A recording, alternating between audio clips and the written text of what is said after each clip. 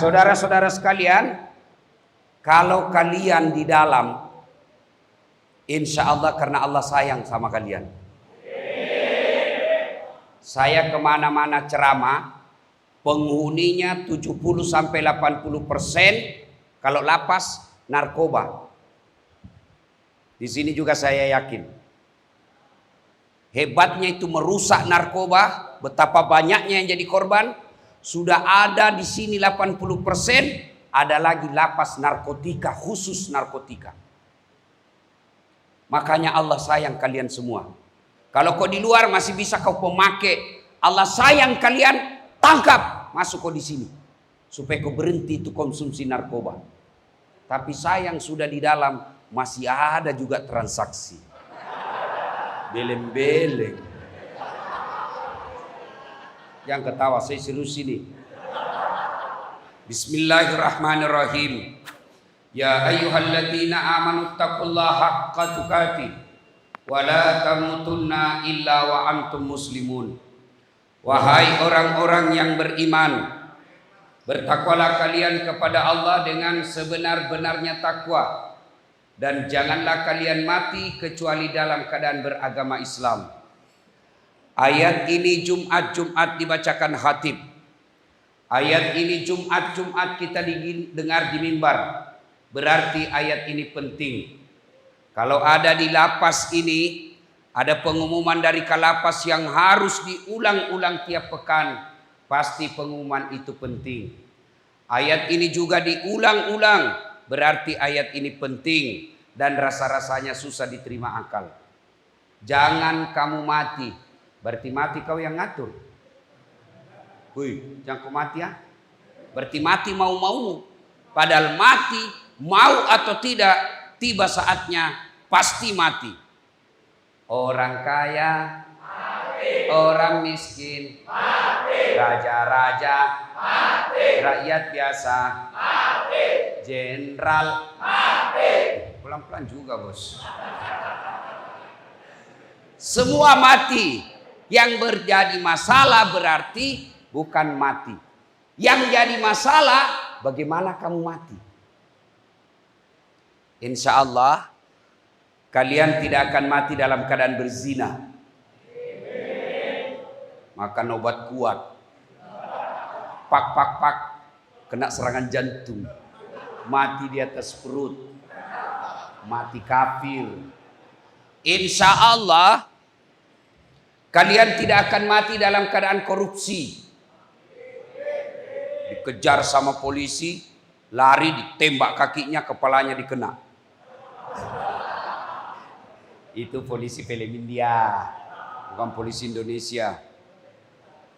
Insya Allah kalian tidak akan mati dalam keadaan ngerampok. Tapi yang bisa membuat kalian mati kafir, hubbi aklil haram. Suka, senang barang-barang haram. Itulah sebabnya kenapa kalian di penjara. Karena kalau kau di luar masih sakau. Yang kau ketawa, kau semua itu di sini. Di mana-mana lapas saya dapat. Jelas sekali. Mic pun dulu, ganti nih. Itu yang pakai mic, yang pakai kabel saja. Ini biasanya baterainya jelek kalau begini. Nah, saudara-saudara sekalian, kalau kalian di dalam, insya Allah karena Allah sayang sama kalian. Saya kemana-mana ceramah, penghuninya 70-80% kalau lapas narkoba. Di sini juga saya yakin. Hebatnya itu merusak narkoba, betapa banyaknya yang jadi korban. Sudah ada di sini 80%, ada lagi lapas narkotika, khusus narkotika. Makanya Allah sayang kalian semua. Kalau kau di luar masih bisa kau pemakai, Allah sayang kalian, tangkap, masuk kau di sini. Supaya kau berhenti itu konsumsi narkoba. Tapi sayang sudah di dalam, masih ada juga transaksi. Beleng-beleng. Yang ketawa, saya serius ini. Bos, saya tadi masuk sini, Susahnya 3 pintu, bos. Yang jaga sipirnya kayak orang tidak makan 3 hari. Susahnya masuk di sini. Ini LP Cipinang masih kecil, saya sudah dengar, sangar, menakutkan. 3 lapis orang masuk, dijaga, ada X-ray-nya, diperiksa, handphone tidak bisa masuk. Ternyata di mana-mana, termasuk di sini, overload. Banyaknya penghuninya, padahal susahnya masuk. Masjid, tidak ada penjaganya, buka 24 jam, sepi. Ada apa ini? Karena kalian tergoda oleh setan. Tapi syukur transit di sini. Coba kalau kau sudah langsung transit di kubur. Ayo, kalau kau transit di kubur, tidak ada lagi kesempatan untuk berbuat baik. Maka di sini bukan kalian dihina, Allah sayang kalian sehingga Allah mampirkan kalian di sini. Dengan catatan tobat. Jangan lagi kau hubungi istrimu, kasih masuk di pisang, kasih masuk di pisang.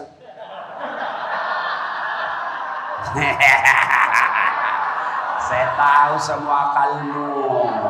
Kasih masuk sabun, kasih masuk sabun, kasih masuk sabun.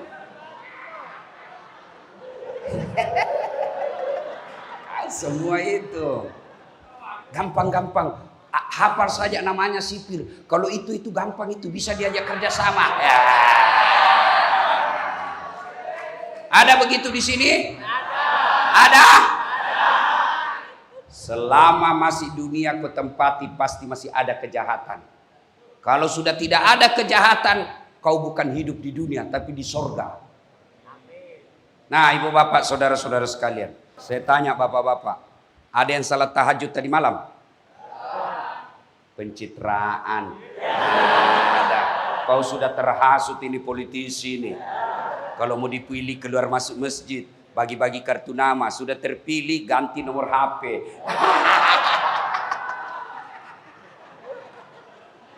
Ada yang puasa Senin Kamis hari ini? 1. Ada yang tiap tahun haji? Tidak ada. Kalau begitu ada pahala apa yang kau mau bawa ketemu Allah? Sedikit sekali pahalamu. Pak, Bu, adik-adikku, orang masuk surga bukan karena tidak ada pahalanya. Orang masuk surga bukan karena tidak ada dosanya. Orang masuk surga bukan karena tidak ada maksiat yang dilakukan. Tapi kenapa? Ketika ditimbang kebaikannya, timbang keburukannya, ternyata timbang-timbang, naik keburukannya, naik lagi amalnya, naik lagi keburukannya, naik lagi amalnya. Timbang punya timbang. Terakhir, ternyata lebih banyak kebaikannya daripada keburukannya, meskipun selisihnya 0,1%.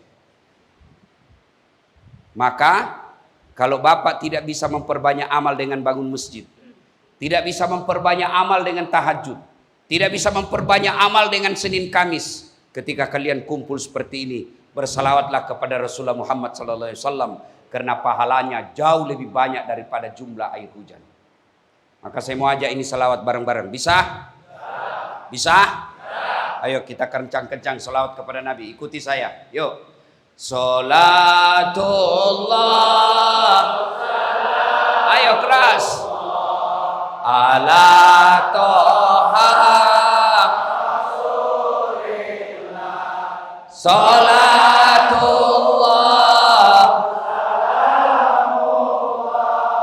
Ala Yasin. Masya Allah. Nah, sekarang kau diam. Kita dengar ini bos-bos yang petugas-petugas sipir ini. Bernas besar enggak suaranya? Ayo, ayo, selawat Pak. Jangan cuma jangan mempermalukan orang-orang merdeka. Kita dengar ini bos-bos. Tenang kau, lihat dia muka-mukanya. Ayo. Ya, mari selawat.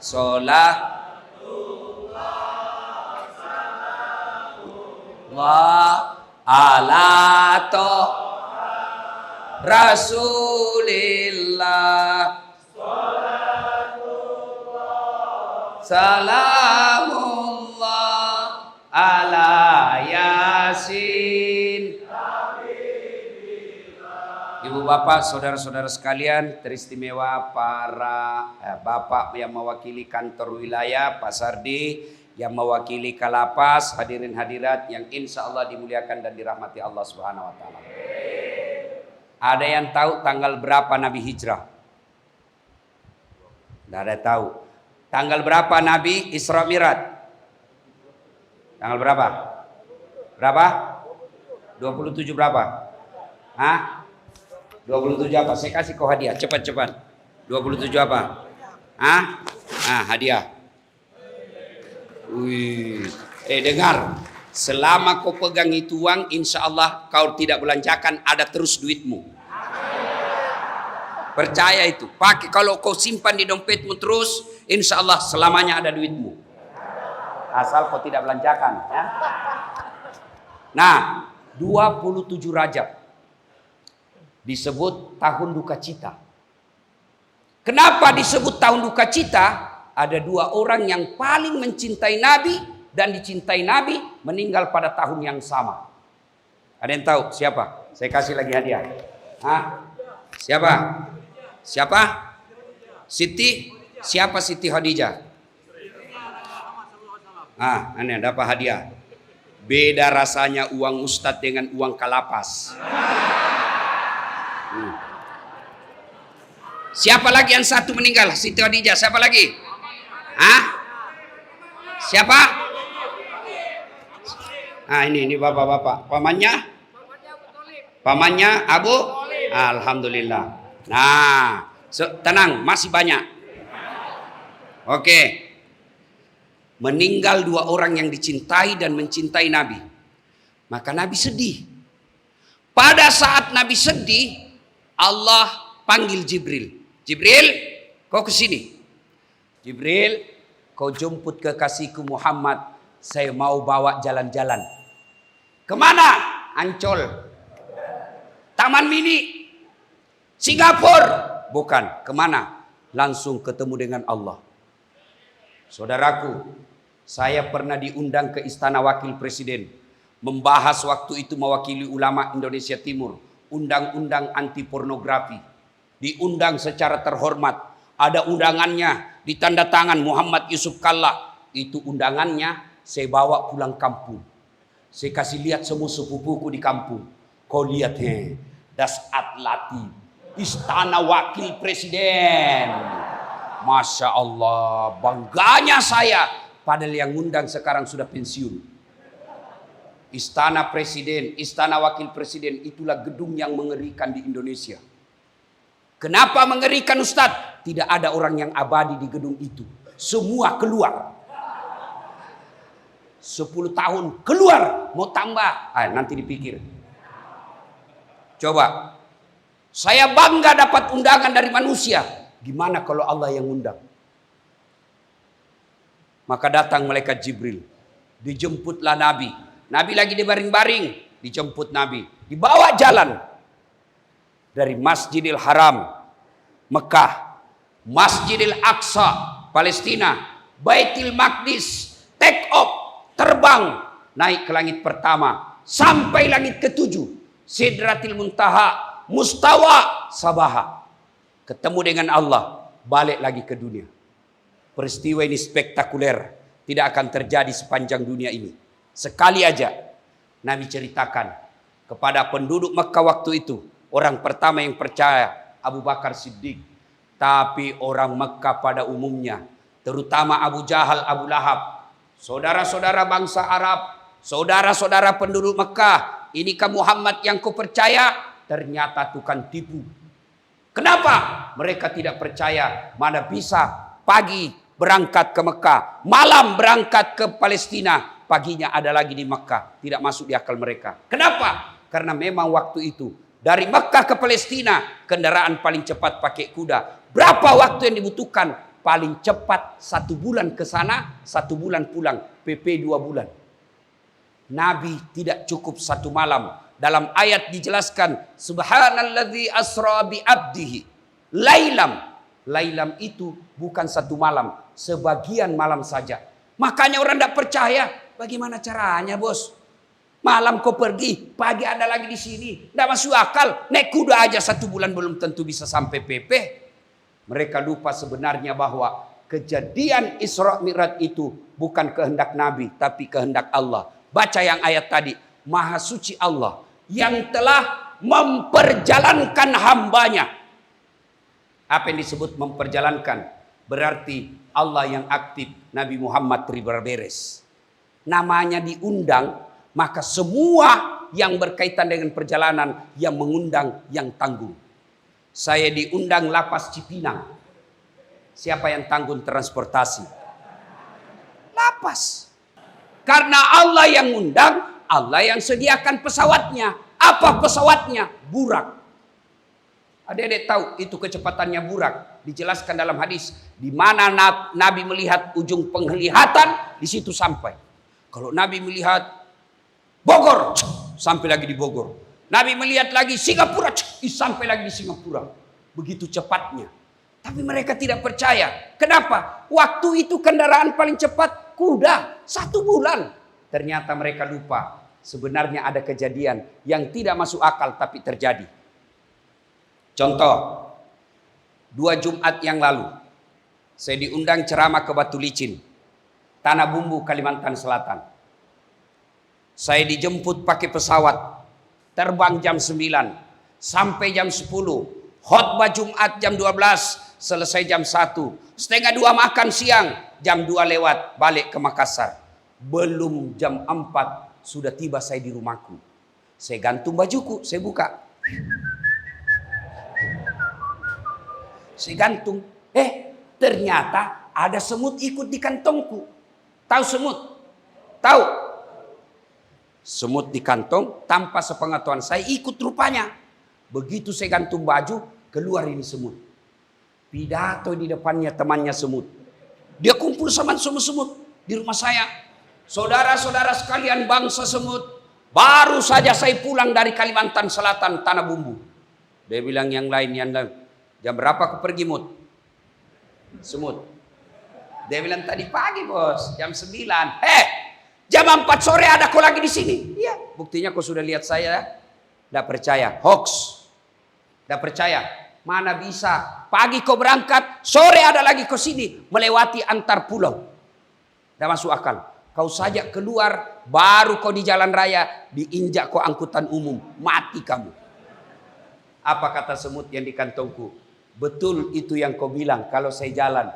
Ini bukan saya jalan. Saya numpang di kantongnya Ustadz Das'ad. Dari rumahnya ke bandara naik mobil. Dari bandara ke Batu Licin naik pesawat. Pulang juga begitu. Betul saya tidak pernah tinggalkan kantongnya. Tapi betul saya pulang dari tanah Batu Licin.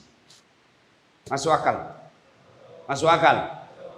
Kalau itu semut jalan tidak mungkin. Tapi siapa yang jalan? Das'ad Latif. Dia ikut di kantongku. Ini Mike. Demi Allah dan Rasulnya. Laknat Allah bagi saya kalau saya bohong. Ini sudah keliling Nusantara.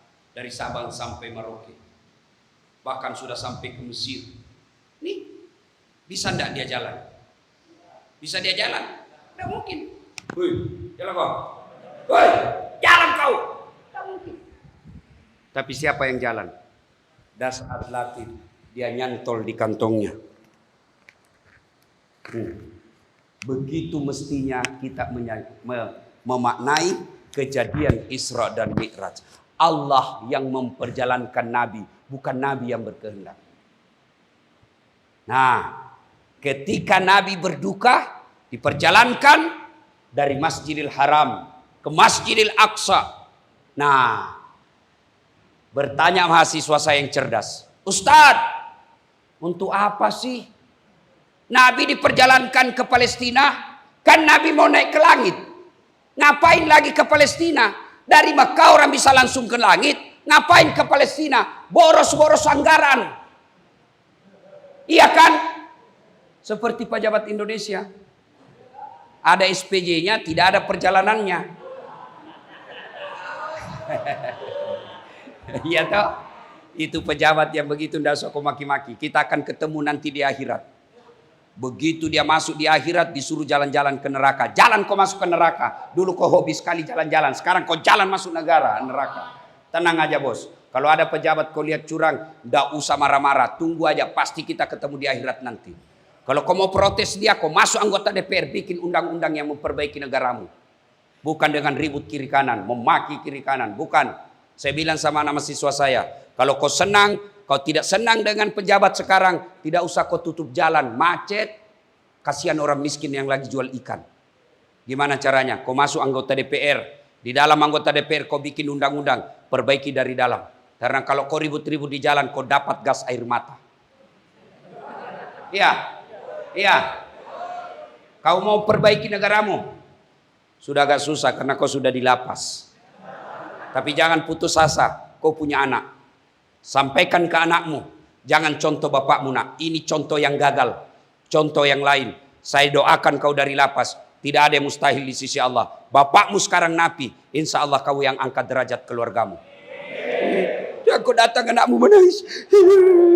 Apalagi tidak ada gunanya itu air matamu. Sudah air mata buaya itu.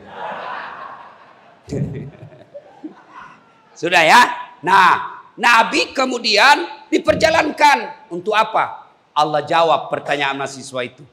Linuriyahu min ayatina. Allah ingin memperlihatkan tanda-tanda kebesaran Allah. Apa yang dilihat? Ini yang pertama, pelajaran buat kita. Nabi ada dilihat cahaya.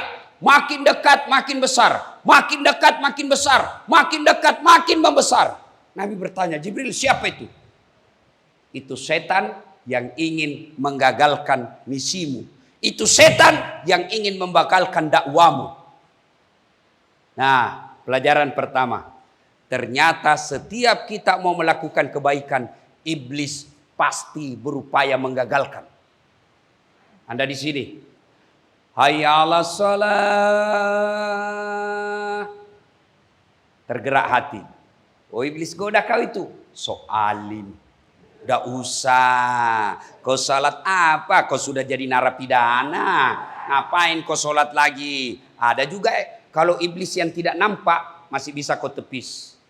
Ucapkan a'udzubillahi minasyaitonirrajim, lari. Tapi setan dalam bentuk sekamar, itu yang susah kau usir. Sholat, so alim aja kau. Sudahlah nanti kau lewati sorga. Nah, ingat, jadi setiap mau melakukan kebaikan, pasti ada makhluk yang akan menggagalkan. Dan itu setan. Termasuk begini. Dengar-dengar ceramah ini, ada setan di tengah-tengah kita. Cuma tidak nampak. Kenapa tidak nampak? Karena kalau nampak lari kau semua.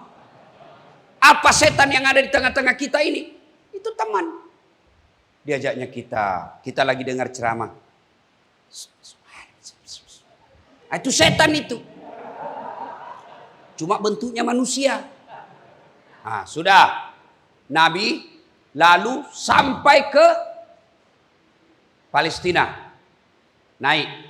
Baik menuju Baitul Maqdis. Ringkas waktu. Karena waktu terbatas. Kita ringkas cerita. Sampailah Nabi di Baitul Maqdis. Langit pertama sampai seterusnya. Langit ketujuh. Dari langit ketujuh menuju ke Sidratil Muntaha. Mustawa, Sabaha. Lalu Jibril berkata, Muhammad, saya tidak bisa masuk ini. Hanya engkau yang diizinkan Allah masuk. Lalu kedengaran begitu Nabi masuk ruangan itu. Kedengaran suara dari aras Allah. Assalamu alayka ayyuhan nabiyyu wa rahmatullahi wa barakatuh. Lalu Allah menjawabnya itu, lalu Nabi menjawabnya, Assalamu alayna wa ala ibadillahi salihin. Ashhadu Allah ilaha illallah. Nabi menjawabnya, wa ashhadu anna, Allah menjawabnya, wa ashhadu annaka ya Muhammad wa Rasulillah. Selesai. Terjadi dialog. Pelajaran pertama, Isra Mi'raj.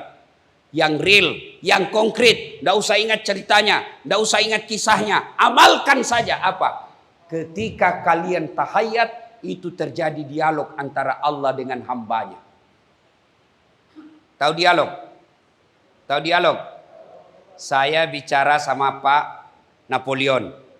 Kalau saya bicara, beliau diam. Kalau beliau bicara, saya diam.